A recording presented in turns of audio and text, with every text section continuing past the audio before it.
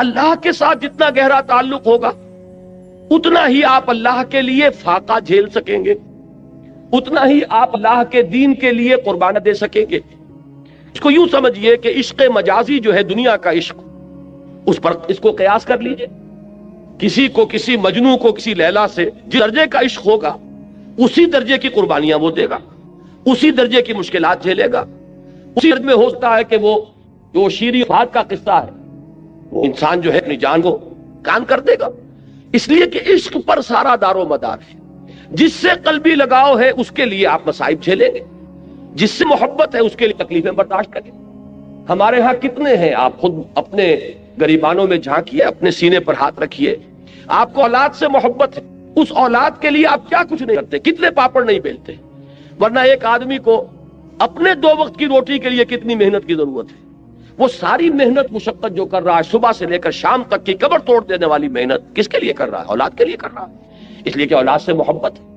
اور آپ کو ایسے لوگ مل جائیں گے جو گویا کہ کلیتاً اپنے وجود کو اولاد کی شخصیت میں گم کر دیتے ہیں، اس لیے کہ ان کا اور ہائر آئیڈیل زندگی میں ہے ہی نہیں۔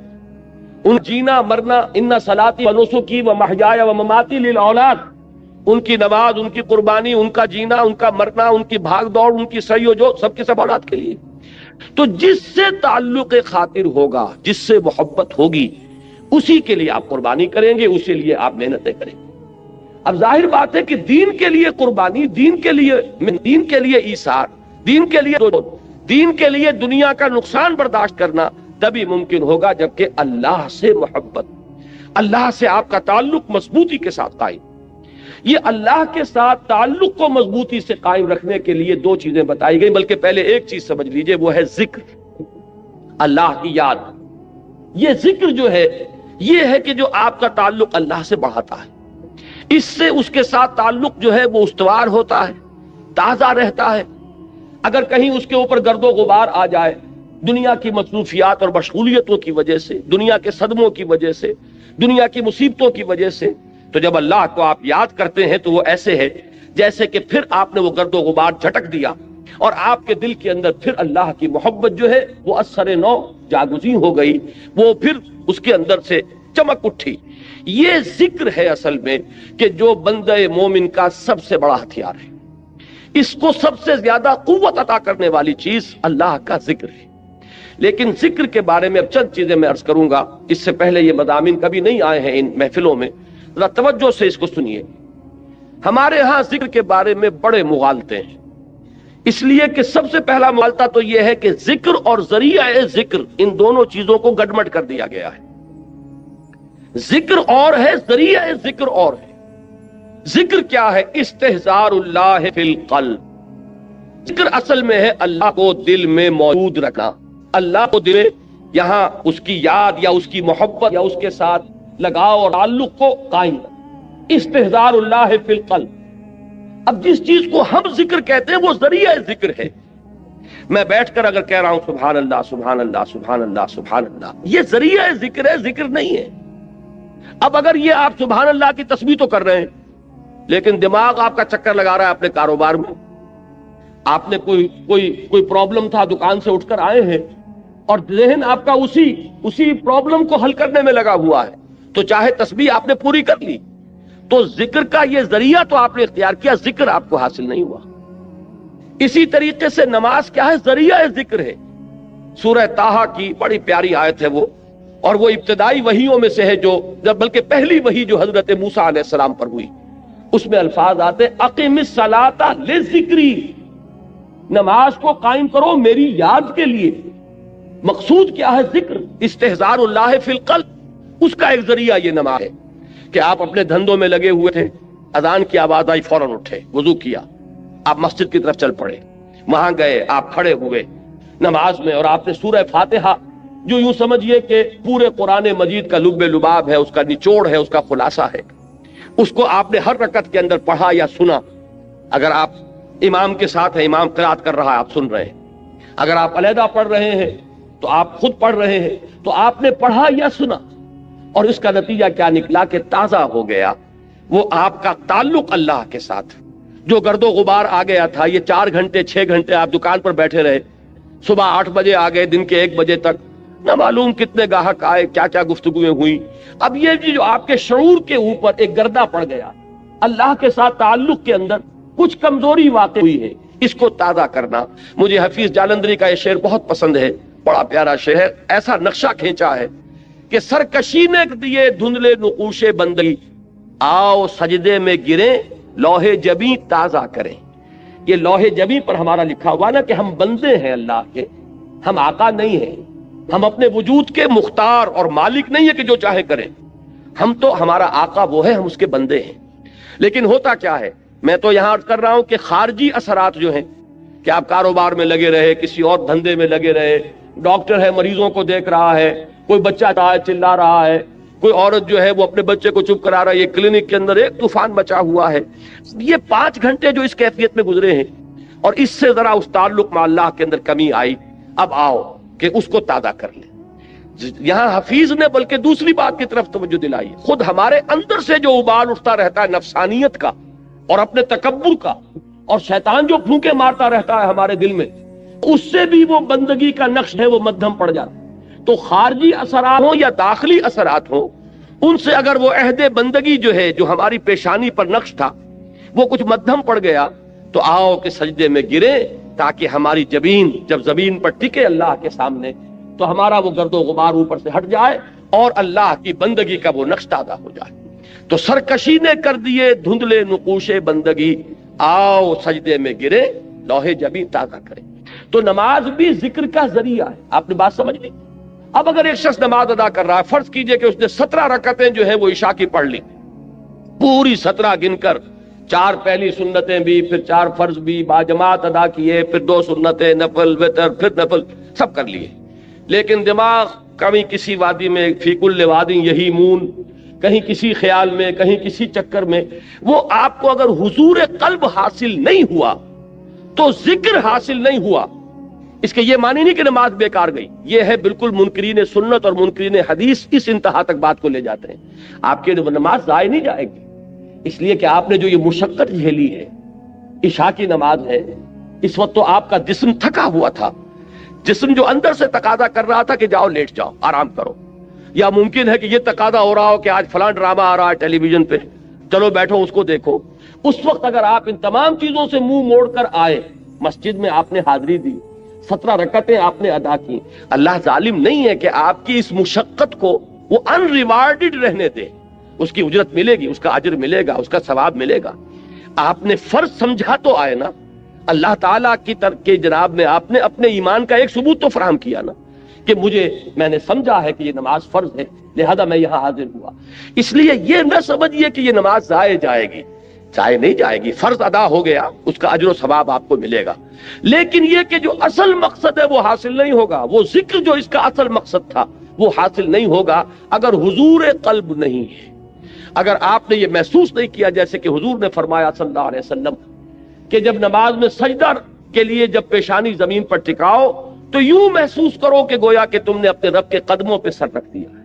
اب یہ کیفیت اگر کسی کو حاصل ہو رہی ہو، جب وہ کھڑا ہو اللہ کے حضور میں تو ایسے کھڑا ہو کہ جیسے واقعتاً اللہ مجھے دیکھ رہا ہے، کم سے کم اس درجے کا استحضار حاصل ہو جائے کہ میں اللہ کے حضور میں اس وقت حاضر ہوں.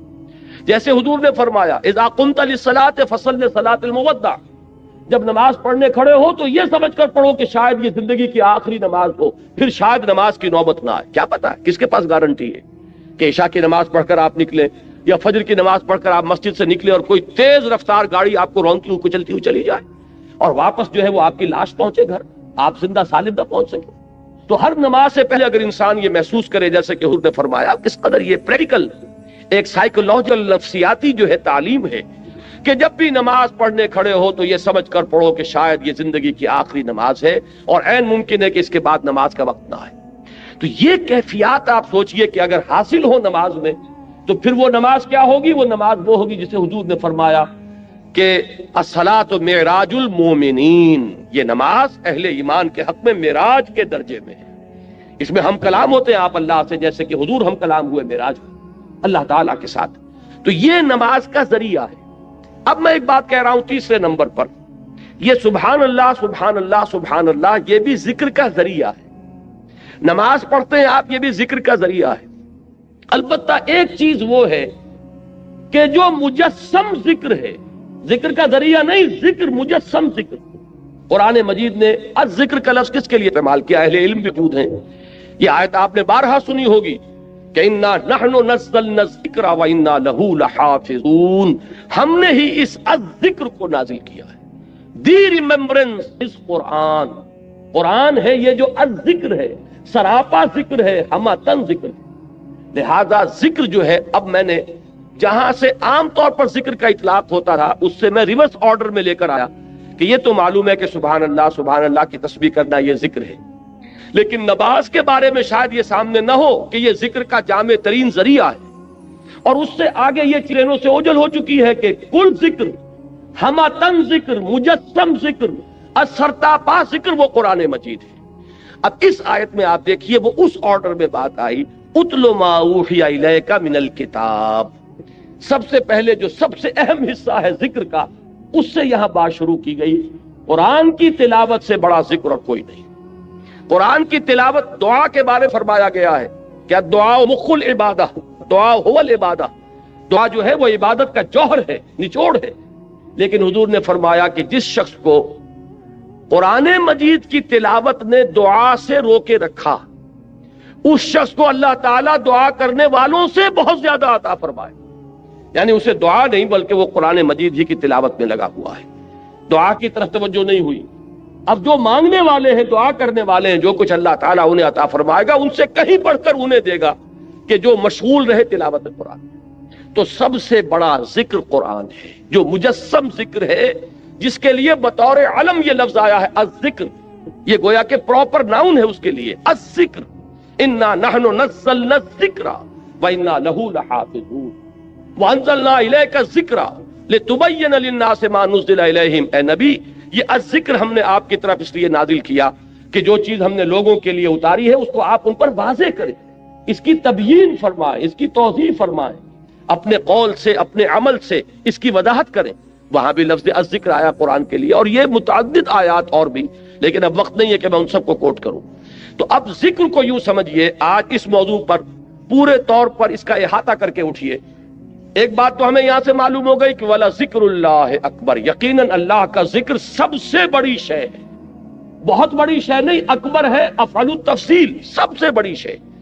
اس راہ میں صبر کے لیے، اس راہ میں استقامت کے لیے، اس راہ میں پامردی کے لیے، اللہ کے دین کے لیے ایثار اور قربانی کرے انسان، اور دل پشمردہ نہ ہو بلکہ اور خوشی ہو، اور اس کے اندر جو ہے اس کے دل کی کلی کھلتی چلی جائے کہ اللہ کی راہ میں یہ تکلیف بھی آئی، زہ نصیب کہ اللہ نے ہمیں اس قابل سمجھا کہ ہمیں اپنی راہ کی اس تکلیف کے لیے منتخب کر لیا، اللہ کی راہ میں مجھے یہ جلا کٹا فقرہ بھی سننا پڑا، زہ نصیب کہ اللہ تعالیٰ نے ہمیں اس قابل سمجھا کہ نبی اکرم صلی اللہ علیہ وسلم کو اگر جلے کٹی بات سننی پڑی تو ہمیں بھی اس کا کوئی حصہ ہمیں بھی نصیب ہوگی۔ تو بجائے اس کے کس سے دل پشمردہ ہو، دل کی کل کھلے، وہ ہے وَلَا ذِكْرُ اللَّهِ اکبر۔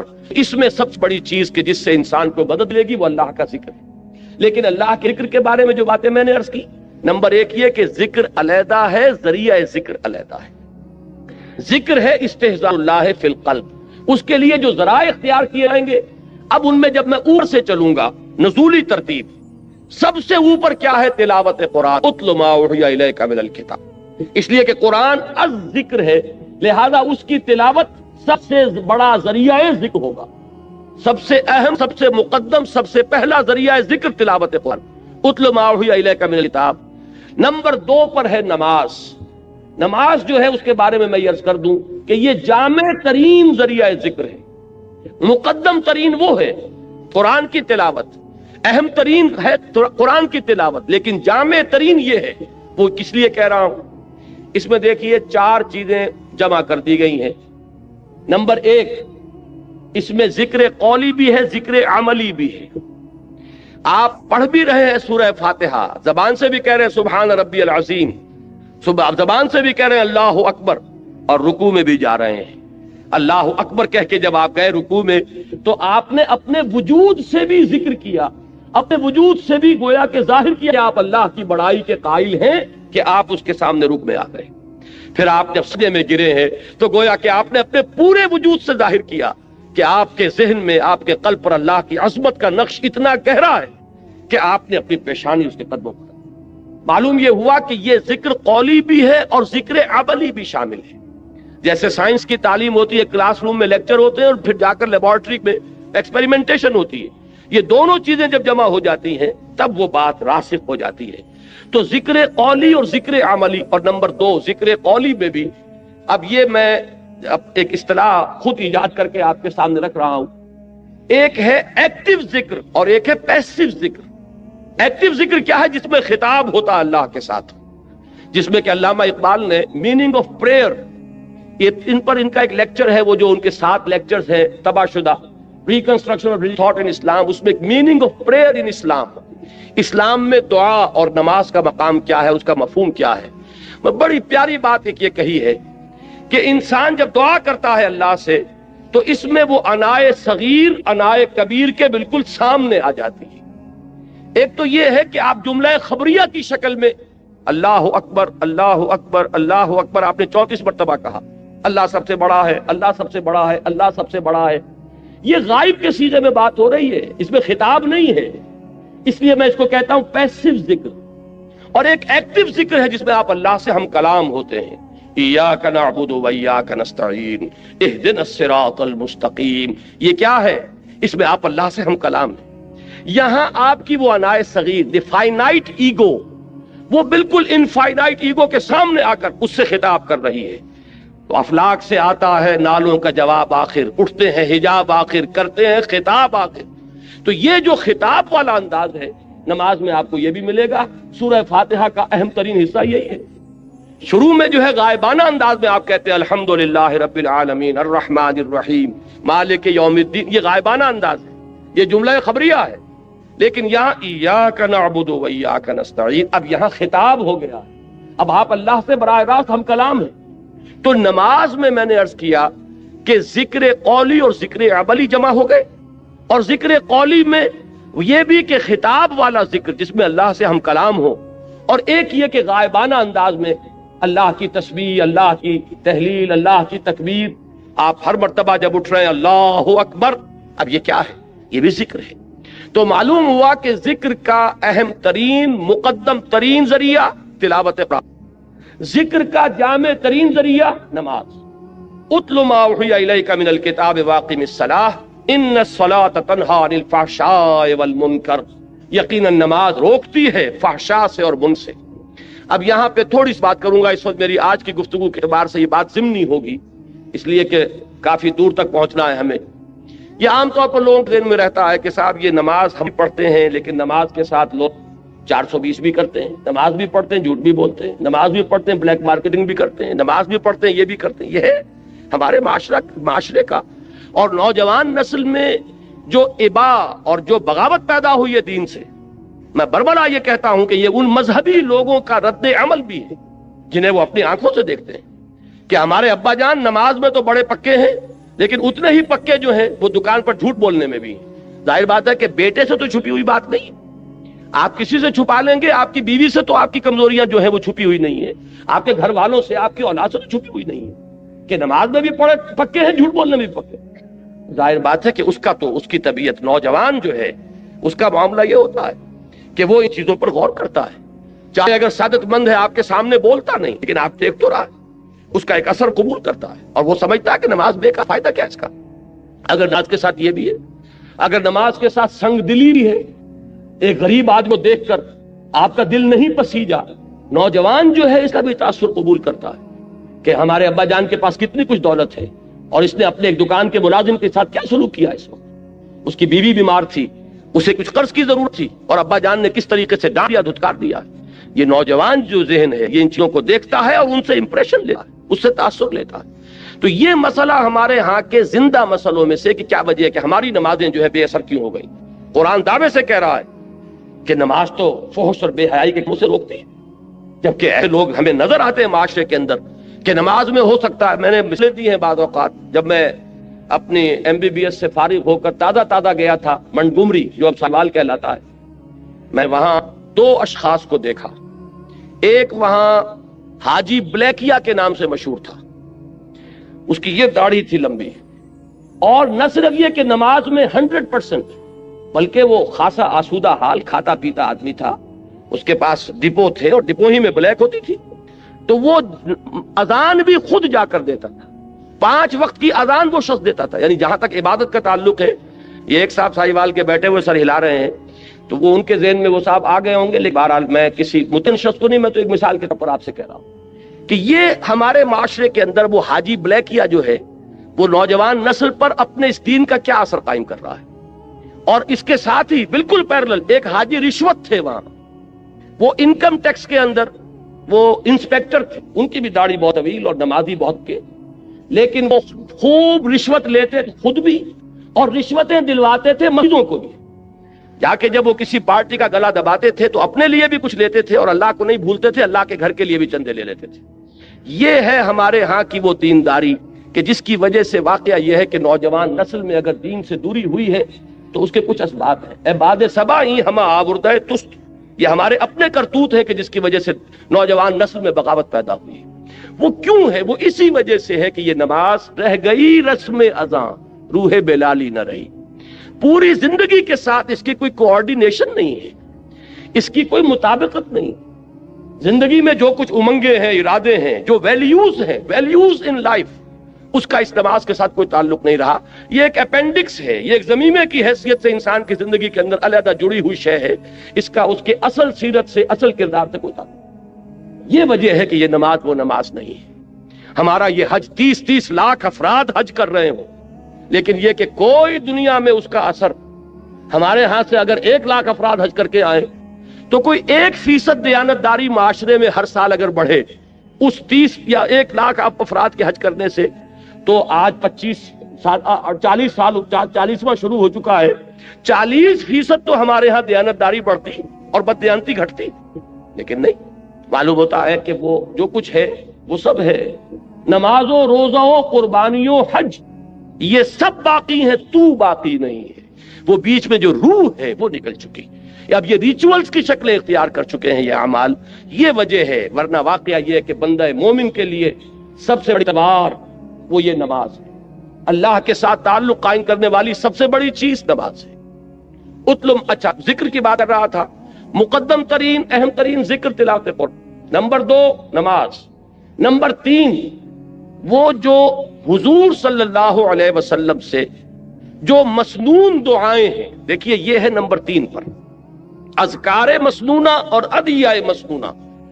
ان میں یہ ہے کہ کوئی ایڈیشنل ٹائم آپ کو نہیں لگتا۔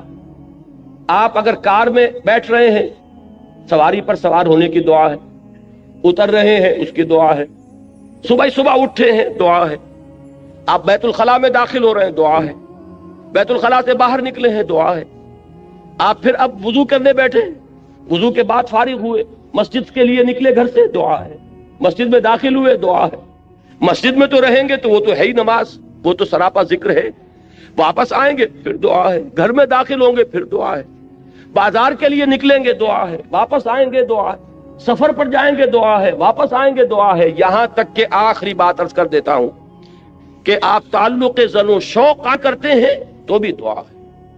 کوئی عمل زندگی کا ایسا نہیں ہے جس کے لیے مسنون دعا نہیں۔ آئینہ دیکھتے ہیں تو دعا ہے، کپڑے بدلتے ہیں تو دعا ہے۔ یہ دعا جب انسان یاد کر کے مانگتا ہے تو اس سے ایک تیر میں 2 شکار ہوتے ہیں۔ کیا کہ ایک طرف تو دعا میں آپ کس سے خطاب کر رہے ہیں؟ اللہ سے، اور دوسرے یہ کہ الفاظ کون سے استعمال کیے جو منقول ہیں رسول اللہ سے صلی اللہ علیہ وسلم، تو گویا کہ 2 نسبتیں قائم ہو گئیں۔ نماز آپ نے اگر کھانا کھایا، الحمدللہ الذی اطعمنا وسقانا وجعلنا مسلمین، کس کا شکر؟ اللہ کا۔ اور کس کے الفاظ ہیں یہ جو آپ اس وقت ادا کر رہے ہیں؟ محمد الرسول اللہ کے۔ تو گویا کہ لا الہ الا اللہ اور محمد الرسول اللہ دونوں نسبتیں جو ہماری ہیں وہ تازہ ہو گئیں اس دعائے مسنونہ سے۔ تو نمبر 3 میں اس کو رکھیے۔ پنجاب میں وہ بڑا پیارا جملہ ہے اس کے لیے کہ دنیا کا کوئی بھی کام آپ کر رہے ہیں تو ہتھ کار ول دل یار ول، دل اللہ کے ساتھ لگا رہے اور ہاتھ کاموں میں مشغول رہے۔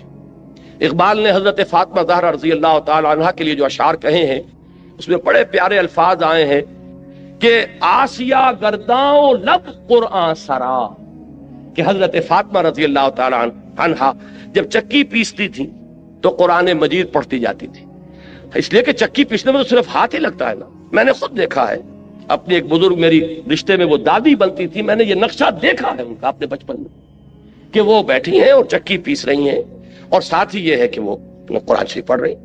معلوم یہ ہوا کہ ظاہر بات ہے کہ یہ مشقت جسمانی ہو رہی ہے نا، اس وقت آپ کا ذہن فارغ ہے، اس وقت آپ کی زبان فارغ ہے۔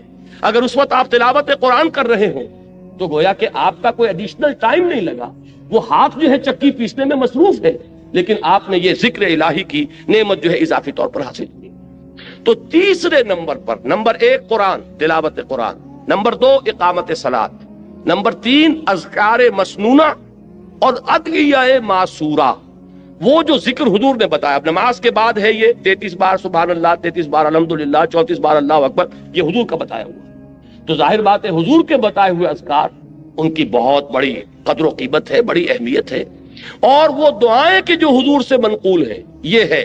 اور چوتھے نمبر پر ہمارے جو یہ سلاسل ہیں، یہ چشتی سلسلہ ہے، یہ قادریہ سلسلہ ہے، انہوں نے اپنے اپنے زمانے میں لوگوں کی ذہنیتوں کو سامنے رکھ کر یہ جو اذکار جو انہوں نے مدون کیے کہ یہ سلسلہ ذکر ہے چشتیہ کا، یہ ذکر خفی ہے، یہ ذکر جلی ہے، یہ چوتھے نمبر پر لائیے، اس لیے کہ وہ لوگ بہت ماہر تھے نفسیات کے، اور انہوں نے اپنے زمانے میں اگر مفید سمجھ کر وہ طریقے مدون کیے ہیں تو ٹھیک ہے، مجھے ان سے اختلاف نہیں ہے، لیکن خدا کے لیے انہیں چوتھے نمبر پر رکھیے۔ اگر اس کو نمبر 1 پر لے آئے اور اصل ذکر آپ نے اسی کو سمجھا اور تینوں منزلیں جو ہے کود کے کراس کر گئے، تو یہ اصل میں ریورس ہو جائے گا، سارا ریشو پروپورشن کا معاملہ غلط ہو جائے گا۔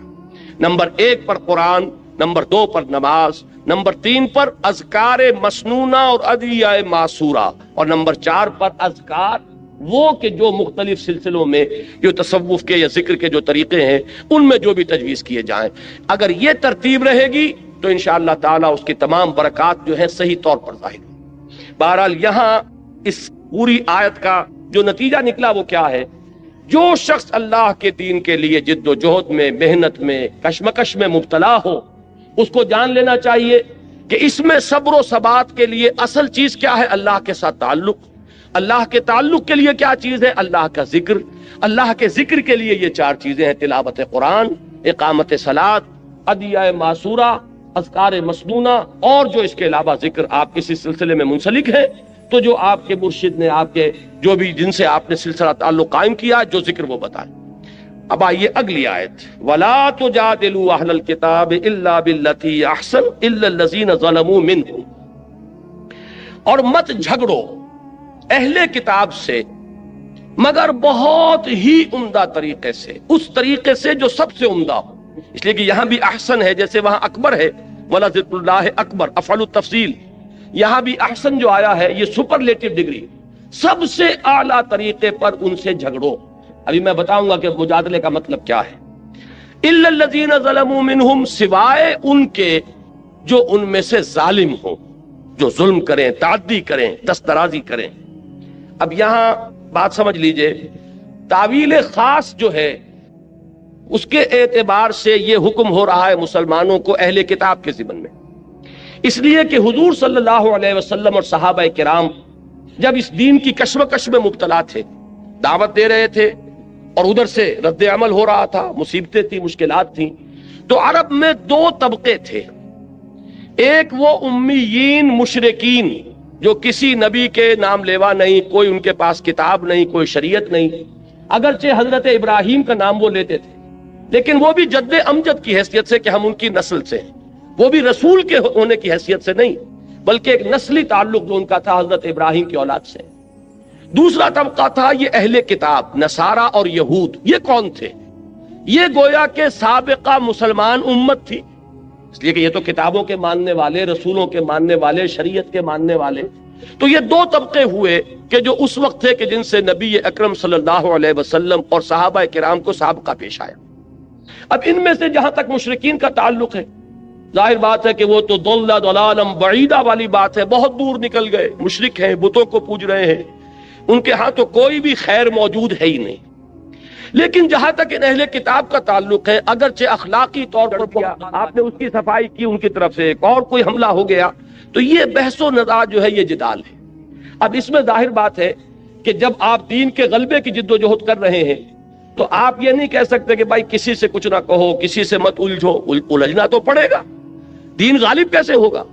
اس لیے کہ جو بھی باطل کے پرستار ہیں وہ تو راستہ روک کے کھڑے ہیں، وہ تو نہ یہ چاہتے ہیں کہ دین کا پیغام عام ہو، نہ یہ چاہتے ہیں کہ کوئی دین کی طرف پیش قدمی کرے، تو الجھنا تو پڑے گا، تصادم تو ہوگا، وہ تو ناگزیر ہے۔ یہ جو بعض بڑے نیک طبع لوگ ہوتے ہیں کہ صاحب بس آپ اپنا کام کیجئے، کسی سے الجھیے نہیں، میں ان کی نیکی کو تو داد دیتا ہوں، لیکن یہ میں سمجھتا ہوں کہ ان کے سامنے تصور ہی نہیں ہے، اس لیے کہ ان کے سامنے اگر وہ حرکی تصور ہو تو حرکی تصور میں تو الجھنا پڑے گا۔ جو آپ کا راستہ روک کر کھڑا ہو گیا اسے آپ ہٹائیں گے نہیں تو راستے میں کیسے چلیں گے؟ تو ٹھیک ہے، آپ اگر سٹیٹس کو مینٹین کرنا چاہتے ہیں، جیسے بھی رہے معاشرہ ویسے رہے، تب تو آپ کسی سے نہ الجھیے، لیکن یہ کہ اگر آپ کو اس معاشرے کو کسی رخ پر لے کر جانا ہے، اگر آپ کو یہاں اللہ کے دین کو غالب کرنا ہے، تو جو بھی راستے میں آ رہا ہے اس سے آپ کو دست و گریبان ہونا پڑے گا۔ اس میں یہ ہے کہ وہ نیکی جو ہے، نیکی کا ایک تصور وہ ہے وہی کہ جو اس سٹیٹک کانسیپٹ آف ریلیجن کے ساتھ جو ہے اس کی مطابقت ہے۔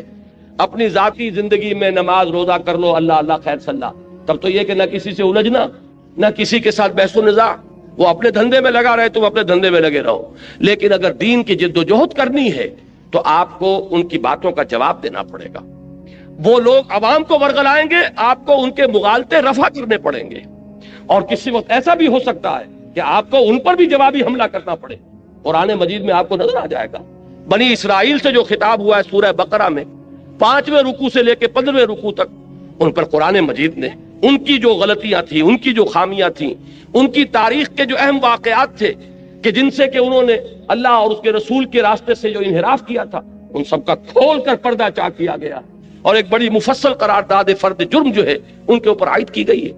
تو یہ سارا کام کرنا پڑتا ہے، لیکن یہ کہ اہل کتاب کے ساتھ ایک احتیاط کی ضرورت ہے کہ ایک تو مشرکین ہیں، ان کا معاملہ یہ ہے کہ وہ بہت دور نکل گئے ہیں اپنی ضلالت اور گمراہی میں، لیکن یہ بہرحال کسی نہ کسی درجے میں زبانی کلامی اللہ، رسول، آخرت، کتاب، شریعت، نبوت، وحی، فرشتے، ان سب کو مانتے ہیں، لہذا ان کے ساتھ بہت نرم رویہ اختیار۔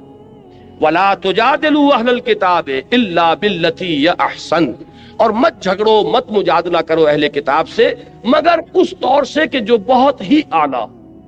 اب آپ غور کیجئے کہ یہ تو تعویل خاص سے بات واضح ہو گئی، اب تعویل عام پر آئیے، جو اصول ہے تفسیر کا، الاعتبار لعموم اللفظ لا لخصوص السبب، اصل اعتبار جو ہے الفاظ کی عمومیت کا کیا جائے گا، نہ کہ ایک خاص پس منظر کا جن میں وہ آیات نازل ہوں۔ اب اس کو جنرلائز کیجئے تو وہ بات کیا بنے گی؟ فرض کیجئے کہ آج ہم پاکستان میں اسلام کے غلبے کی جد و جہد کرتے ہیں، مخالفت ہوگی کہ نہیں ہوگی؟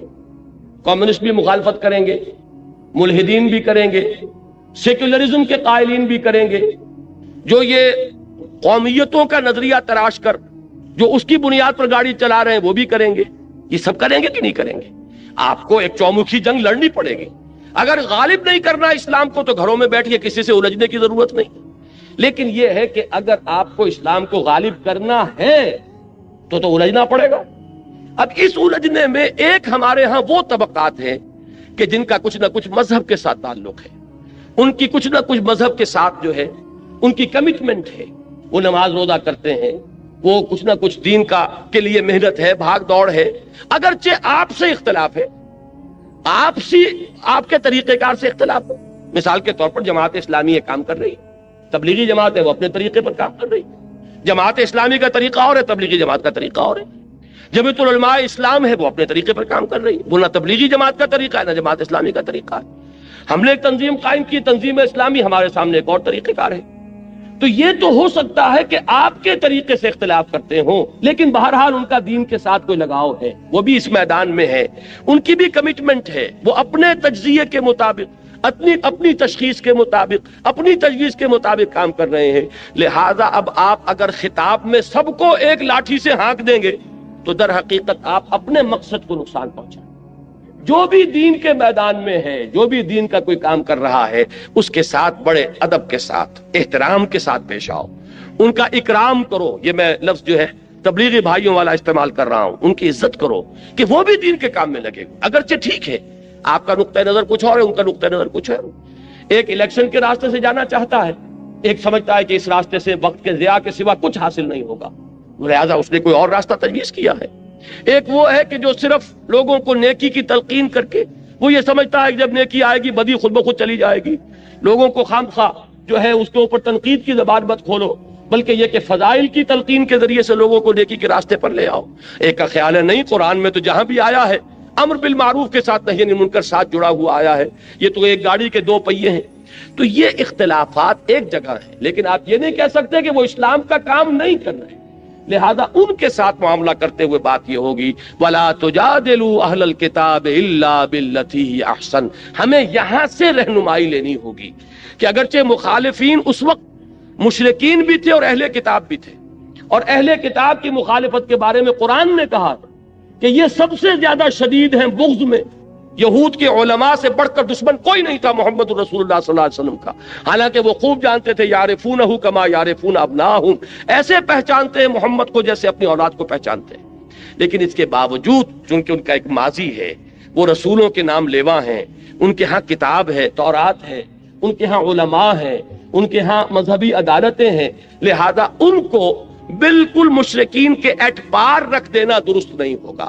وَلَا تُجَادِلُوا أَهْلَ الْكِتَابِ إِلَّا بِالَّتِي هِيَ أَحْسَنُ۔ اب اس سے ہمیں کیا لینی ہوگی رہنمائی کہ اگر ہم اپنی سمجھ کے مطابق، اپنے فہم کے مطابق، اپنے تجزیے کے مطابق، اپنی تشخیص کے مطابق، اپنی تجویز کے مطابق دین کا کوئی کام کر رہے ہوں، تو جو بھی دین کے لیے کسی نہ کسی درجے میں ایکٹیو ہیں، کوئی کام کر رہے ہیں، کوئی توانائیاں صرف کر رہے ہیں، ان کے ساتھ یہ معاملہ اختیار کرنا ہوگا۔ کہیں نہ کہیں تو لازماً آئے گی بات اختلاف کی، اس لیے کہ ظاہر بات ہے کہ ہم کہیں گے بھائی ہم جو راستہ بتا رہے ہیں ہم نے اس لیے اختیار کیا کہ صحیح راستہ اس کو سمجھا ہے۔ ہمیں کہنا پڑے گا کہ انتخاب کے اندر، یہ انتخابات میں حصہ لینے سے ملک کے اندر ایک اطمینان کی فضا پیدا ہو جانا یہ اپنی جگہ پر ہے، جو ہم چاہتے ہیں کہ ہونا چاہیے، کہ مختلف حصوں کے لوگوں کے اندر یہ اطمینان ہو کہ ہمارے معاملات ہمارے ہاتھ میں ہیں۔ یہ نہیں ہے کہ کوئی ایک صوبہ سب پر حکومت کر رہا ہو، اس لیے کہ فوج کی حکومت ہے تو گویا کہ پنجاب کی حکومت ہے، باقی سندھ اور بلوچستان گویا کہ محکومی کے اندر زندگی بسر کر رہے ہیں۔ یہ احساس بڑا خوفناک ہے، لہذا الیکشن کا ہونا اس احساس کو ختم کرنے کے لیے تو ضروری ہے۔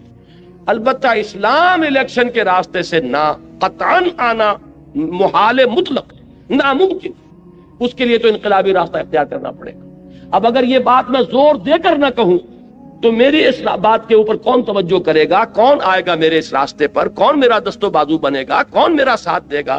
تو مجھے یہ بات تو کہنی پڑے گی، لیکن یہ ہے کہ اس میں وہ تمام احتیاطیں ملحوظ رہیں کہ بہرحال وہ بھی جو کچھ کر رہے ہیں دین کے لیے کر رہے ہیں، اپنی سمجھ کے مطابق دین ہی کی خدمت ہے۔ ان کے سامنے بھی یہی ہے، چاہے وہ جمعیت علماء ہو، چاہے تبلیغی جماعت ہو، جماعت اسلامی ہو۔ تو ہمیں یہاں سے یہ دوسری ہدایت ہے کہ جو اخذ کرنی ہے، وَلَا تُجَادِلُوا أَهْلَ الْكِتَابِ إِلَّا بِالَّتِي أَحْسَنُ إِلَّا الَّذِينَ ظَلَمُوا مِنْهُمْ۔ یہ ذرا مشکلات القرآن میں سے یہ مقام، سوائے ان کے جو ان میں سے ظلم پر، سرکشی پر، تعدی پر اور حق تلفی کے اوپر کمر کس لے۔ اب یہ استثناء کس سے ہے؟ دو نتیجے اس کے نکل سکتے ہیں۔ ایک اللہ نے دوسرے اللہ کو کینسل کر دیا تو اس کا مطلب یہ ہوا کہ ان سے جھگڑو ہی نہ، اس کے منہ ہی نہ لگو۔ اور ایک یہ ہو سکتا ہے کہ یہ اس اللہ نے صرف احسن کی نفی کی ہے، گویا کہ ان کے ساتھ جھگڑو تو انہیں ترکی بترکی جواب بھی دے سکتے ہو، اس لیے کہ جن لوگوں کے بارے میں یہ یقین ہو جائے کہ یہ نہ سننا چاہتے ہیں، نہ ماننا چاہتے ہیں، نہ کوئی معقول بات سننے کے لیے تیار ہے، انہوں نے مخالفت پر کمر کس لی، انہوں نے فتوی بازی شروع کر دی ہے راستہ روکنے کے لیے، تو ظاہر بات ہے کہ اگر ان کے ساتھ بھی اگر آپ نے وہ معاملہ اختیار کیا تو وہ گویا کہ اپنی منزل کو آپ کھوٹا کریں گے، ان کا جواب دینا پڑتا ہے، کسی وقت سختی کا جواب سختی کے ساتھ دینا پڑتا ہے، لیکن اس میں بھی بڑی احتیاط کی ضرورت ہوگی۔ یہ دونوں مفہوم اس میں موجود ہیں۔ اچھا، اب جو بات یہ تو ہوئی منفی بات، مثبت بات کیا ہے؟ یہ انداز اختیار کرو، وَقُولُوا آمَنَّا بِالَّذِي أُنزِلَ إِلَيْنَا وَأُنزِلَ إِلَيْكُمْ۔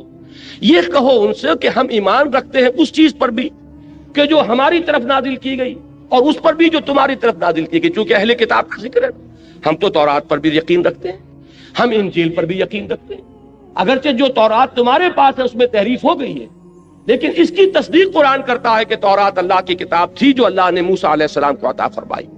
جو انجیل آج تم پیش کر رہے ہو، اگرچہ من و عن اس کو ہم نہیں مانتے، لیکن یہ بات ہم مانتے ہیں کہ وہ انجیل یقیناً اللہ کی کتاب تھی کہ جو اللہ نے حضرت عیسیٰ علیہ السلام کو عطا فرمائی۔ تو قولوا آمنا بالذی انزل الینا وانزل الیکم، ان سے کہو ہم تو ایمان رکھتے ہیں، ہمارے اندر تو کوئی تعصب نہیں، کوئی عصبیت نہیں، کوئی گروہ بندی نہیں، ہم تو ایمان رکھتے ہیں اس پر بھی کہ جو وہی ہماری طرف کیا جا رہا ہے قرآن، اور ایمان رکھتے ہیں ان کتابوں پر بھی جو تمہاری طرف نازل کیا گیا ہے۔ وَإِلَٰهُنَا وَإِلَٰهُكُمْ وَاحِدٌ، اور ہمارا اور تمہارا الہ ایک ہے، ایسا نہیں ہے کہ وہ کوئی دو الہ ہو، ہم تو توحید کے ماننے والے ہیں، تمہارا پیدا کرنے والا بھی وہی جو ہمارا پیدا کرنے والا ہے، موسیٰ کا بھیجنے والا بھی وہی جو محمد کا بھیجنے والا ہے علی نبینا علیہ الصلوۃ والسلام۔ تو ہم تو اس الہ واحد کو مانتے ہیں، وَنَحْنُ لَهُ مُسْلِمُونَ، اور ہم نے تو اپنے آپ کو اس کے سپرد کر دیا ہے، اس کے سامنے سر جھکا دیا ہے، ہم نے اپنے آپ کو اس کے حوالے کر دیا، اس الہ واحد کے حوالے کر دیا جو ہمارا بھی الہ تمہارا بھی الہ، ہمارا بھی معبود تمہارا بھی معبود، ہمارا بھی خالق تمہارا بھی خالق، جو محمد کا بھیجنے والا بھی اور عیسیٰ اور موسیٰ کا بھیجنے والا بھی صلی اللہ علیہ وسلم علیہ الصلوۃ والسلام۔ لہذا یہ انداز جب آئے گا تو اس سے کیا نتیجہ نکلتا ہے کہ ایک انداز یہ ہوتا ہے بس ہم ہی ٹھیک ہیں، باقی سب کوئی ان کی کوئی بنیاد نہیں، کوئی حقیقت نہیں۔ آپ کو جہاں پر بھی جو حق نظر آئے اس کو تسلیم کیجئے، جہاں خیر نظر آئے اس کو مانیے، تاکہ لوگوں پر یہ اثر قائم ہو کہ ان کے اندر تعلی نہیں ہے، تکبر نہیں ہے، یہ بس ہم چما دیگرے نہیں، یہ انداز ان کا نہیں ہے کہ ہم ہی ہم اور کوئی نہ ہو، بلکہ یہ حق جہاں بھی پایا جاتا ہے اس کو مانتے ہیں، صحیح بات جب سامنے رکھی جائے فوراً تسلیم کرتے ہیں، حقیقت جب آئے لپک کر قبول کرتے ہیں، جیسے کہ حضور نے فرمایا الحکمت ضالۃ المومن هو احق بها حیث وجدها، حکمت اور دانائی کی بات تو مومن کی گویا کہ گمشدہ متاع ہے کہ وہ سب سے بڑھ کر حقدار ہے اس کا جہاں بھی پائے، سچی بات جہاں ملے گی وہ ہماری جاگیر ہے، حقیقت جہاں ہے وہ ہماری میراث ہے، دانائی جہاں سے بھی ملے وہ ہماری گمشدہ متاع ہے۔ یہ انداز ہونا چاہیے کہ یہ حق کے ماننے والے ہیں، یہ کسی جماعتی عصبیت میں مبتلا نہیں ہو گئے کہ اپنے بزرگ تو بہت بڑے اور دوسروں کے بزرگ چاہے ان کے اندر کتنے ہی کمالات ہوں ان کو کوئی حیثیت دینے کو تیار نہیں۔ میں نے تازہ میثاق میں جو ایک طویل مضمون لکھا تھا، تنظیم اسلامی میں شامل ہوئے ہیں نوجوان علماء میں سے ایک اہم شخصیت مولانا سعید الرحمن علوی، تو ان کے حوالے سے میں نے جو میثاق میں لکھا ہے مضمون، اس میں یہی بات واضح کی۔ ہمارے ہاں دینی حلقے اور دینی جماعتیں جو ہیں اس طرح کے واٹر ٹائٹ کمپارٹمنٹس میں منقسم ہو گئے کہ اگر کوئی دیوبندی ہے تو ظاہر بات ہے کہ دیوبندی علماء سے اس نے پڑھا، دیوبندی علماء کی صحبت اس نے اٹھائی، ان کی عظمت کا نقش اس پر قائم ہوا، اب وہ انہی دیوبندی جرائد کو پڑھتے ہیں، دیوبندی کتابیں جو ہیں انہی کو پڑھیں گے، تفسیر پڑھیں گے تو دیوبندی علماء کی پڑھیں گے، لہذا ان کا پورا وہ ذہنی جو ہے وہ انحصار ہو جاتا ایک حلقے کے اندر، دوسرے حلقے میں کوئی عظمت ہے تو انہیں نظر ہی نہیں آئے گی، وہاں اگر کوئی علم کی بلندی ہے تو وہ اس سے واقف ہی نہیں، کوئی اونچی شخصیتیں گزری ہیں انہیں پتہ ہی نہیں، اب وہ بریلوی ہیں، کوئی خیر آبادی ہیں، کوئی بدایونی ہے، کوئی فرنگی محلی ہیں، کوئی اہل حدیث ہیں، اب یہ مختلف طبقات ہمارے یہاں ہیں، جماعت اسلامی والے ہیں تو ان کے اپنے جرائد ہیں، ان کے اپنے اخبارات ہیں، ان کے اپنے رسائل ہیں، وہ انہی کو پڑھیں گے، انہی کی آنکھوں سے دیکھیں گے، انہی کے کانوں سے سنیں گے، ان کو جو عظمت اپنے حلقے کے لوگوں میں نظر آئے گی دوسروں میں نظر ہی نہیں آئے گی۔ اب اس کا جو ہے اس کو جب تک آپ توڑیں گے نہیں دین کا غلبہ نہیں ہو سکتا۔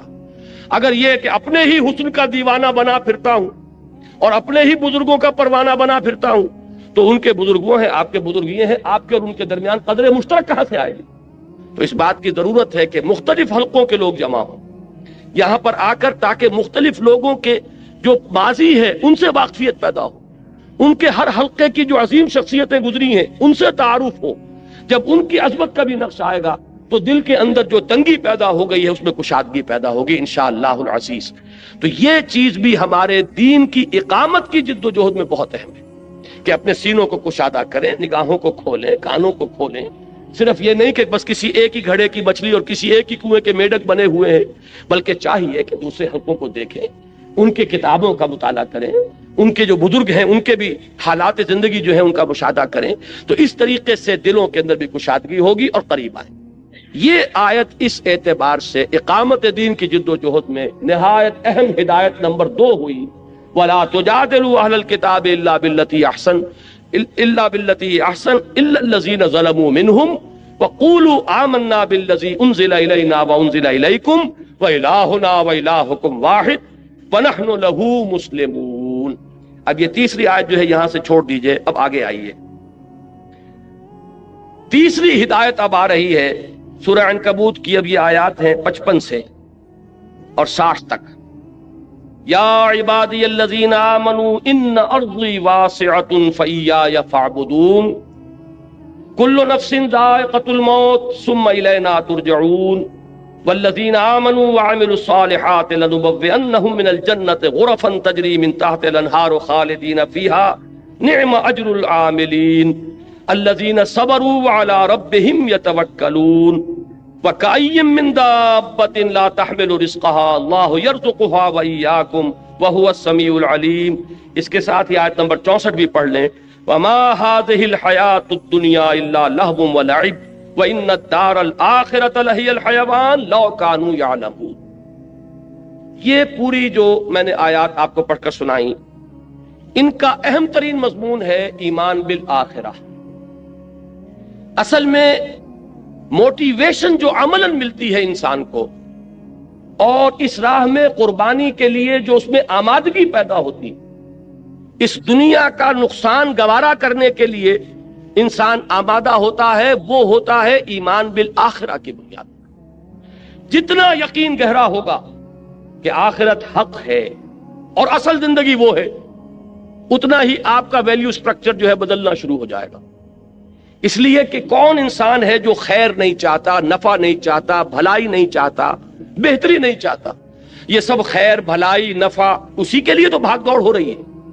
اب فرق کیا ہے؟ رخ معین ہو رہا ہے۔ اگر آخرت ذہن میں نہیں ہے تو ساری خیر دنیا کی خیر، ساری بھلائی دنیا کی بھلائی، سارا نفع دنیا کا نفع، ساری کامیابی دنیا کی کامیابی۔ اور اگر آخرت پر یقین ہو گیا جیسا کہ ہونا چاہیے، دیکھیے آخرت کے یقین کے بھی بہت سے درجے ہیں۔ ایک تو یہ کہ ہم زبان سے مانتے ہیں جی ہاں اٹھنا ہے، بعث بعد الموت ہے، جی اٹھنا ہے، آخرت ہے، لیکن آپ کے ذہن میں ریشیو پروپورشن قائم نہیں ہوا کہ آخرت کسے کہتے ہیں، دنیا کسے کہتے ہیں، ان کے درمیان مناسبت کیا ہے، نسبت کیا ہے۔ آخرت کی زندگی ابدی زندگی، یہ فانی زندگی، کوئی نسبت قائم ہوگی؟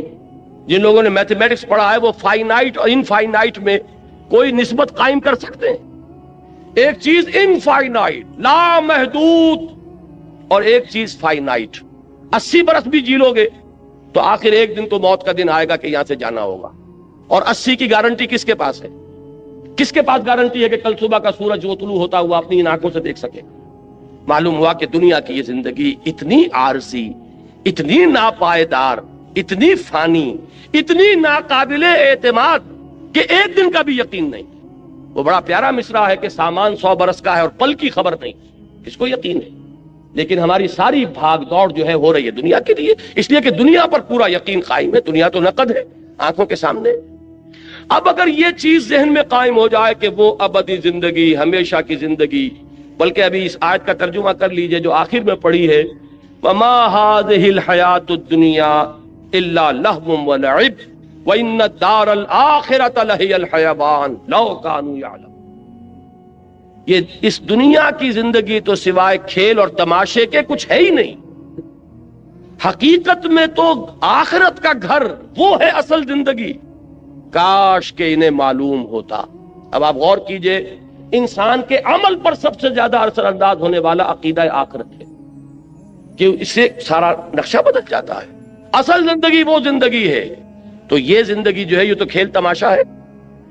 ایک شخص کو آپ کو معلوم ہے ایک ڈرامے کے اندر بادشاہ کا رول مل گیا، ایک سینما آپ پکچر دیکھ رہے ہیں، اس میں کوئی شخص جو ہے وہ سکندر اعظم بنا بیٹھا ہے یا کوئی اور بادشاہ بنا بیٹھا ہے، آپ کو معلوم ہے کچھ نہیں ہے، یہ 3 گھنٹے کا کھیل ہے، اس کے بعد کچھ بھی نہیں، یہ سب کپڑے وپڑے اتر جائیں گے اور وہاں جا کر جب یہ اپنا کپڑا اتار دے گا تو وہی فلاں ابن فلاں رہ جائیں گے، اللہ اللہ خیر سن۔ کوئی فقیر اس کے اندر فقیر کا رول پلے کر رہا ہے، وہ فقیر تو نہیں ہے، وہ بھی ایک ایکٹر ہے، یہ بھی ایک ایکٹر ہے۔ تو دنیا کی یہ زندگی آپ 30 برس کی شمار کر لیں، وہ 3 گھنٹے کا ایک کھیل ہے، یہ 30 برس کا ایک کھیل ہے۔ 30 برس اس لیے کہہ رہا ہوں کہ پہلے 20 برس تو ویسے نکال دیجئے کہ وہ بھی شعور کے نہیں ہوتے، اور 50 برس کے بعد سے آپ کی ڈھلوان شروع ہو جاتی ہے، 70-80 پر پہنچنے کے بعد تو آدمی پھر ہو جاتا ہے وَمَن نُعَمِّرْهُ نُنَكِّسُ فِي الْخَلْقِ، کہ جتنا بوڑھا ہوا اتنا ہی بچہ ہو گیا۔ معلوم ہوا اس کے درمیان میں کتنی ہے، 30-40 برس کی ایک ایوریج ہے جو آپ کی فعال زندگی ہے، جس میں کہ آپ کچھ بناتے ہیں، محنت کرتے ہیں، بھاگ دوڑ کرتے ہیں، کسی نے کارخانہ بنایا تو اسی میں بنایا، کسی نے کاروبار جمایا تو اسی میں جمایا، کوئی پروفیشن میں شائن کر رہا ہے تو وہ بھی یہی وقت ہے۔ اب سوال یہ ہے کہ یہ وقت ہے میرے پاس کل، اور وہ زندگی ابدی زندگی ہے، تو اب اس کا بیشتر اور بہتر اس کے لیے انویسٹ کروں گا کہ نہیں کروں گا؟ یہ بالکل منطقی بات ہے، 2 اور 2 4 کی طرح کی بات۔ اگر آخرت کا یقین نہیں ہے، یا یہ کہ آخرت کا یہ یقین تو ہے کہ آخرت ہوگی، لیکن دل میں آپ نے چور پیدا کر لیے ہیں کہ فلاں ہستی کے دامن سے بندھے ہوئے ہم تو نکل جائیں گے، ہمیں پکڑنے والا کوئی نہیں ہے، ہم نے فلاں کے ہاتھ میں ہاتھ دے رکھا ہے، وہ ہمیں لے جائے گا، یا وہاں کسی کی سفارش کام کر جائے گی، یا وہاں پر ہم تو بخشے بخشائے ہیں، نحنو ابناء اللہ واحباؤہ، ہم تو اللہ کے بیٹوں کے مانندے بڑے چہیتے ہیں، آگ ہمیں چھو ہی نہیں سکتی، اگر چھوئے گی بالفرض تو چند دن، لن تمسنا النار الا ایاما معدودات۔ اب یہ خود اپنی جگہ ایک مستقل موضوع ہے میری مکمل تقریر کا، کہ عقیدہ آخرت سے انحراف کی 6 شکلیں ہیں، کہ بظاہر ایک شخص کہتا ہے کہ میں آخرت کا ماننے والا ہوں، حقیقت میں ماننے والا نہیں، اس لیے کہ اس نے اس کو کسی چیز سے ضرب دے دی ہے، 0 سے ضرب دے دی، تو 0 سے تو جو بڑے سے بڑا عدد ہے ضرب کھائے گا تو 0 ہو جائے گا، تو عقیدہ آخرت کو عقیدہ شفاعت کے ساتھ جوڑ دیا، 0 ہو گیا۔ عقیدہ آخرت کے ساتھ نحن ابناء اللہ واحباؤہ، ہم جو کچھ بھی ہیں لیکن تیرے محبوب کی امت میں ہیں، وہ آخرت تو 0 ہو گئی۔ پھر کیا اس کا فکر رہے گا؟ کیا اس کی آپ کو کوئی فکر دامن گیر ہوگی کہ اس کے لیے کچھ بنانا ہے، کچھ اس کے لیے سامان کرنا ہے، آخرت کے لیے کوئی توشہ آخرت فراہم کرنا ہے؟ کوئی ضرورت ہی نہیں، اس لیے کہ ہم جو کچھ بھی ہیں تیرے محبوب کی امت میں ہے، لہذا جنت تو ہمارا پیدائشی حق ہے، وہاں تو ہماری ریزرویشن موجود ہے، لہذا کوئی خوف نہیں۔ اب یہ شکل جہاں ہوگی وہ عقیدہ آخرت بالکل معدوم ہو کر رہ جائے، اس کا آپ کے عمل پر کوئی اثر نہیں ہوگا۔ لیکن یہ 6 ہیں اس سے مراحل، جس کو میں اس وقت تفصیل سے بیان نہیں کر سکتا۔ اس وقت جو مجھے بتانا ہے وہ یہ ہے کہ پریکٹیکل موٹیویشن، ایثار اور قربانی۔ ابھی میں آ رہا تھا، میرے ساتھ ایک ساتھی تھے، ہماری تنظیم اسلامی شکاگو کے اہم کارکن ہیں، وہ آئے ہوئے ہیں 3 مہینے کے لیے یہاں پاکستان، اور میرے ساتھ سفر پر آئے۔ انہوں نے اپنی ایک آبزرویشن میرے سامنے بیان کی کہ میں یہ دیکھتا ہوں کہ دین کے لیے جو لوگ کام کرتے ہیں، لیکن اگر انہیں کوئی نقصان ہو جاتا ہے یا کوئی تکلیف ہوتی ہے تو بجائے اس پر کہ اس پر ان کے چہرے پر بشاشت پیدا ہو، پشمردگی آ جاتی ہے، حالانکہ بشاشت پیدا ہونی چاہیے۔ یہ میں نے کہا کہ آپ کی آبزرویشن جو ہے یہ بہت صحیح ہے، بہت درست ہے۔ اس کا سبب کیا ہے؟ سبب یہ ہے کہ ہم کسی وجہ سے، عام طور پر ہمارے ہاں دین کا کام جو ہو رہا ہے وہ کوئی کمیونٹی ورک کے طور پر ہو رہا ہے، کوئی ایک قومی جدوجہد ہے، جیسے پاکستان کی تحریک تھی، قومی جدوجہد تھی، لیکن ہم نے اس میں نعرہ اسلام کا لگایا، پاکستان کا مطلب کیا؟ لا الہ الا اللہ۔ اسی طریقے سے ہمارے ہاں بہت سے لوگ بظاہر دین کا کام کر رہے ہوتے ہیں، لیکن ان کی اصل موٹیویشن جو ہے وہ آخرت کی نہیں ہوتی، آخرت کا یقین ان کا جذبہ محرکہ نہیں ہوتا، آخرت پہ جس درجے کا پختہ ایمان ہونا چاہیے وہ حاصل نہیں ہے۔ ورنہ تو یہ کہ یہاں کا گھاٹا دیکھ کر انسان کو خوشی ہونی چاہیے کہ یہاں جو مجھے ڈیبٹ ہو رہا ہے وہاں کریڈٹ ہو رہا ہے، یہاں جو نقصان ہو رہا ہے وہاں میری عاقبت بن رہی ہے۔ یہ یقین اگر ہوگا تو اگر کوئی تکلیف آئی تو بجائے پشمردگی کے استبشار پیدا ہوگا۔ یہ سورہ توبہ میں لفظ استعمال ہے، فَاسْتَبْشِرُوا بِبَيْعِكُمُ الَّذِي بَایَعْتُم بِهِ، تو خوشیاں مناؤ، تم پر تو بشاشت طاری ہونی چاہیے۔ جیسے حضرت خبیب کا لفظ آیا تھا کہ جب انہیں سولی دی جا رہی تھی تو جب پہلا نیزہ جو ہے ان کے کلیجے میں چبھویا گیا تو ان کی زبان سے بات نکلے، فزت ورب الکعبہ، کعبے کے رب کی قسم میں کامیاب ہو گیا۔ یہ اگر بشاشت کی کیفیت نہیں ہے تو اس کا سبب کیا ہے کہ معلوم ہوتا ہے کہ آخرت پر ہمارا یقین اتنا پختہ نہیں، ورنہ اللہ کے وعدے فراح و ریحان و جنت نعیم، وہ جنت کے جس کے نعمتیں وہ ہیں کہ جن کا ہم اس دنیا میں تصور تک نہیں کر سکتے، اگر اس کے وعدے پر یقین ہے۔ اسی لیے سورہ عنکبوت کے پہلے رکوع میں آیا تھا، میں نے پوری تفصیل سے بیان کیا تھا کہ یہ نہ سمجھنا کہ تمہارے ساتھ جو ہم وعدے کر رہے ہیں، من کان یرجو لقاء اللہ فإن اجل اللہ لآت وهو السمیع العلیم والذین آمنوا باللہ والذین آمنوا وعملوا الصالحات لنکفرن عنہم سیئاتہم وَلَنَجْزِيَنَّهُمْ أَحْسَنَ الَّذِي كَانُوا يَعْمَلُونَ۔ یہ سارا کس لیے کہ یقین رکھو تمہاری یہ محنتیں اکارت نہیں جائے، تمہارا یہ اثار، تمہاری یہ قربانی ہے، تمہاری یہ مشقتیں یہ ان ریوارڈڈ نہیں جائیں گی۔ تمہارا وہ پروردگار دیکھ رہا ہے، اے بلال جو تم پر بیت رہی ہے تمہارا رب دیکھ رہا ہے۔ اے خباب، جو کچھ تم پر اس وقت گزر رہی ہے تم اپنے رب کی نگاہوں میں ہو۔ فَإِنَّكَ بِأَعْيُنِنَا، ہم سب کچھ سن رہے ہیں۔ اے بلال، اس حال میں کہ تمہارے سینے کے اوپر بھاری سل رکھی ہوئی ہے اور اوپر سے سورج آگ برسا رہا ہے اور نیچے سے زمین توے کی طرح جل رہی ہے، اس وقت بھی تمہاری زبان سے جو لفظ نکل رہا احد احد احد احد، اللہ سن رہا ہے کہ میرا ایک بندہ ہے جو اس مشقت کے اندر بھی میری توحید کا نعرہ لگا رہا ہے۔ تو یہ چیزیں یوں ہی نہیں چلی جائیں گی، اس کا بھرپور صلہ تمہیں ملے گا، بھرپور بدلہ ملے گا جب تم ہمارے حضور میں حاضر ہوگے، خلعتوں سے نوازے جاؤ گے۔ اگر یہ یقین پیدا ہو جائے تو پھر بڑی سے بڑی قربانی بہت سہل ہو جائے گی، بڑی سے بڑی تکلیف آئے گی، طبیعت میں خوشی ہوگی کہ اللہ نے، جیسا کہ میں نے پہلے کہا تھا، زہ نصیب کہ اللہ نے ہمیں اس قابل سمجھا کہ ہماری ہڈی اپنے راستے میں توڑوائی، ہمیں یہ مصیبت اپنی راہ میں پہنچائی۔ یہ اللہ تعالیٰ کی طرف سے گویا کہ شرف قبول ہو جانے کا ایک ثبوت ہے کہ اللہ تعالیٰ نے ہمیں قبول فرما لیا ہے۔ یہ انداز ہوگا کب؟ جب کہ آخرت کا یقین۔ تو فرمایا وما هذه الحیات الدنیا الا لہو ولعب، یہ دنیا کی زندگی تو سوائے کھیل کود کے کچھ نہیں۔ جیسے ڈرامہ ہوتا ہے 3 گھنٹے کا، یہ 30 برس کا ڈرامہ ہے۔ کسی کو ہم نے جھوپڑی میں پیدا کر دیا ہے، کسی کو گولڈن سپون کے ساتھ پیدا کر دیا ہے، سلور سپون نہیں، گولڈن سپون۔ لیکن یہ کہ یہ بھی جب آنکھ کھلی گل کی تو موسم تھا خزاں کا، ذرا سی دیر ہے ادھر آنکھ کھلی، وہ 60 کروڑ تقسیم ہوئے ہوں یا 60 ارب تقسیم ہوئے ہوں، وہ بہرحال جو دنیا سے گیا اس کے لیے تو 1 پیسہ بھی نہیں ہے۔ یہ بات اچھی طرح سمجھ لیجئے کہ چاہے کوئی وڈیرے کے گھر پیدا ہو گیا، کوئی جھوپڑی میں پیدا ہو گیا، یہ اس دنیا کی زندگی ہی کا ہے نا ایک رول۔ ہو سکتا ہے کہ جو یہاں کسی جھونپڑی کے اندر اپنی زندگی کے دن گزار رہا ہے اور کسی چٹائی پر بیٹھا ہوا ہے، وہ وہاں ان عالی شان محلات کا وارث بنے، جیسا کہ یہاں آ رہا ہے من الجنت غرفا تجری من تحتها الانہار خالدین فیہا، وہ جنت کے وہ ان کو جھروکے ملیں گے، وہ بالا خانے ملیں گے جن کے دامن میں ندیاں بہتی ہوں، جیسے کہ سورہ صف میں ہم پڑھا ہے وَمَسَاكِنَ طَيِّبَةً فِي جَنَّاتِ عَدْنٍ، جنات عدن میں بڑے پاکیزہ گھرانے ہم نے ان کے لیے تیار کیے۔ جو یہاں جھونپڑی میں بیٹھا ہوا ہے، آخر کیا معین الدین اجمیری نے ساری عمر چٹائی پر نہیں گزارتی؟ کیا محمد الرسول اللہ صلی اللہ علیہ وسلم نے ساری عمر چٹائی پر نہیں گزاری؟ وہ واقعہ ایلا جب ہوا تھا، اس کا آپ نے سنا ہوگا، یہ ایک واقعہ کہ جب 1 مہینے کے لیے حضور نے ازواج مطہرات سے ذرا تعلق اپنا منقطع کر لیا تھا، سورہ احزاب میں اس کا مفصل ذکر موجود ہے۔ تو حضرت عمر، حضور ایک بالا خانے پر تنہا علیحدہ تھے کیونکہ ازواج سے لا تعلقی کر لی تھی۔ حضرت عمر حاضر ہوئے، نیچے کوئی 6 صحابی بیٹھے ہوئے دروازے پر، ان سے کہا کہ اطلاع دیجئے کہ عمر حاضری کی اجازت چاہتا ہے۔ حضور کو اطلاع ہوئی، حضور نے اجازت دے دی، آئے۔ جب حضرت عمر داخل ہوئے ہیں اس بالا خانے میں تو حضور اٹھ کر بیٹھ گئے۔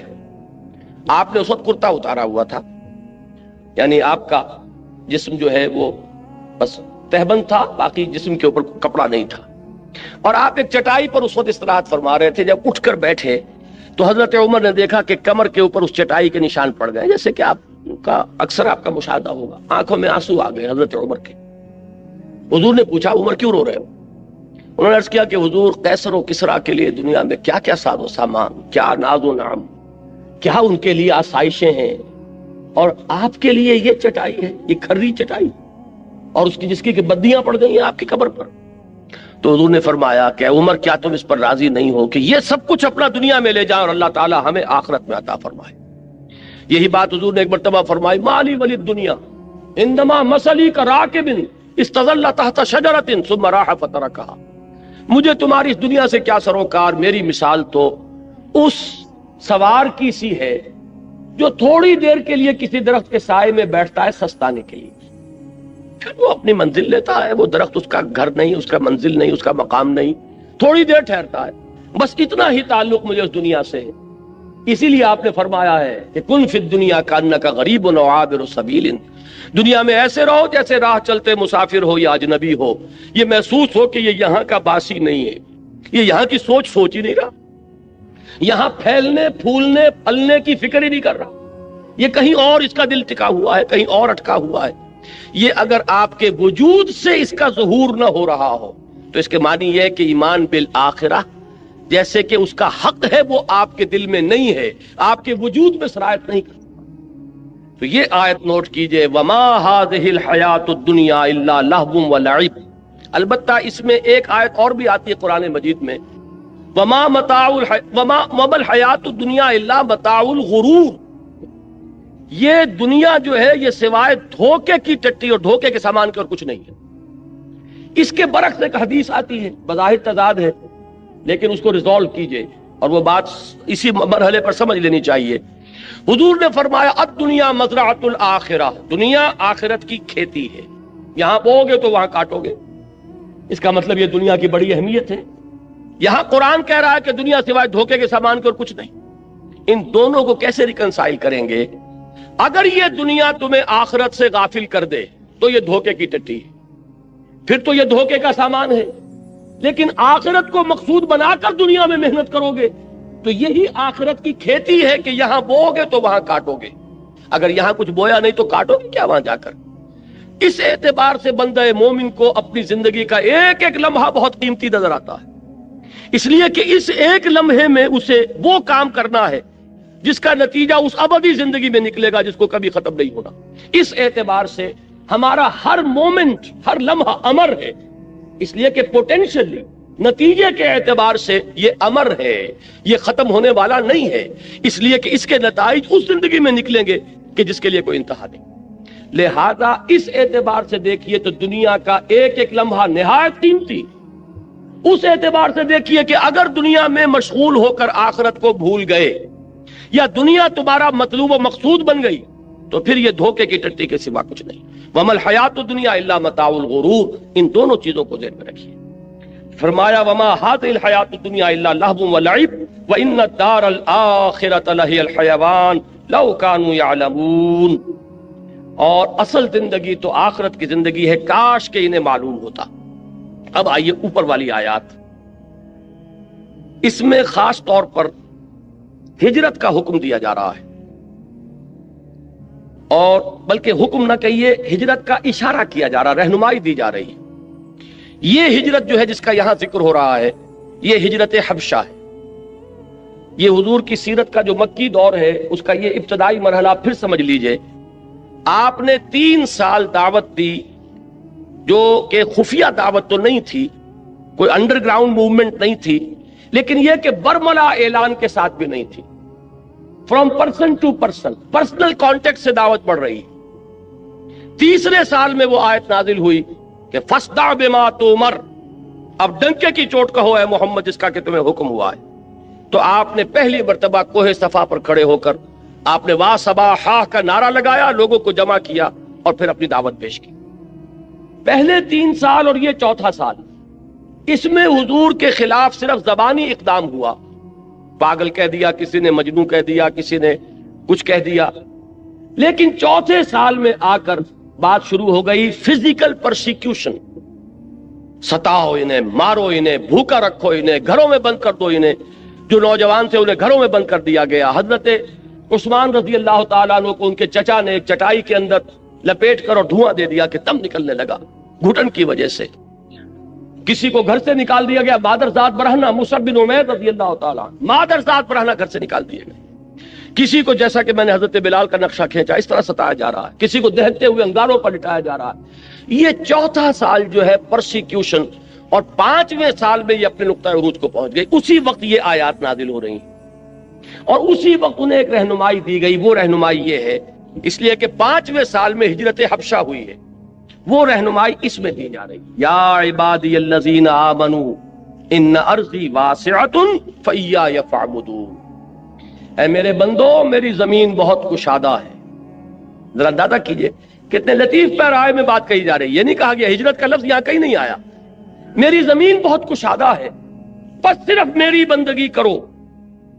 یہ بس صرف میری بندگی کرو کا مفہوم کیا ہے یہ تو انشاءاللہ کل تفصیل سے بیان ہوگا۔ عقیدہ توحید کے عملی تقاضے پر جب یہیں پر اسی مقام پر مجھے تقریر کرنی ہے، اور اقامت دین کی جد و جہد کیا ہے یہ ساری چیزیں کل آئیں گے۔ لیکن اس وقت صرف یہ نوٹ کیجئے کہ یہاں کہنے کا مطلب کیا ہے کہ اگر کسی ایک مقام پر رہ کر تم میری بندگی نہ کر سکو تو تم اس مقام سے، اس ملک سے، اس جگہ سے بندھے ہوئے نہیں ہو، اور میری زمین تنگ نہیں، جہاں بھی تم جا کر جہاں میری بندگی کر سکو، میری اطاعت کر سکو، میرے احکام پر چل سکو، اس ملک کی طرف ہجرت کر جاؤ، اس سرزمین کو چھوڑو اور چلے جاؤ کسی ایسی جگہ پر، اور یہ ہے کہ میری زمین کشادہ ہے۔ اگر تم زمین سے بندھے نہ رہو گے تو انشاءاللہ تعالیٰ تم پاؤ گے کہ تنگی نہیں۔